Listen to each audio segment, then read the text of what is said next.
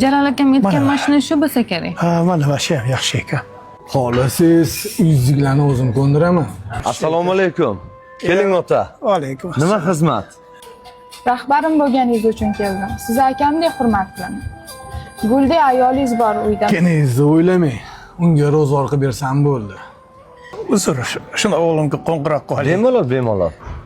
Siz hech narsani o'ylamang. Men sizga uy, joy, mashina, hamma sharoitingizni vip qilib beraman. Bitta gap aytaymi? Hop.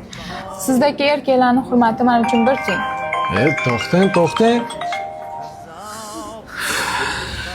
Ha, nima deysan?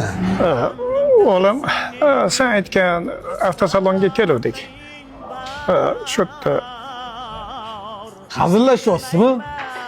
Hozir pulim yo'q. Boring uyga tez. o'zing aytgan eding-ku.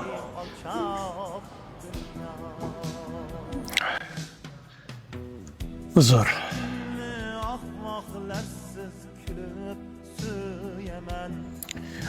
Uzr. Mashina olmoqchi edik. Ammo baraka topkur o'g'limchi. Uyga olib kelib qo'yibdi. Uzr. Rahmat sizga. Sog' bo'ling. Sog' bo'ling. Andijon, taksida ketamizmi yoki avtobusdami? Afsus. Otasini duosini olganlar kam bo'lmadi. Ayolini sabrliligi esa oilani saqlab qoldi. Ba'zi yigitlar borki, na ota-onasiga, na aqli ayoliga e'tibor berishadi. Faqat ko'chaga sochish bilan ovora. Ming afsuslar bo'lsin.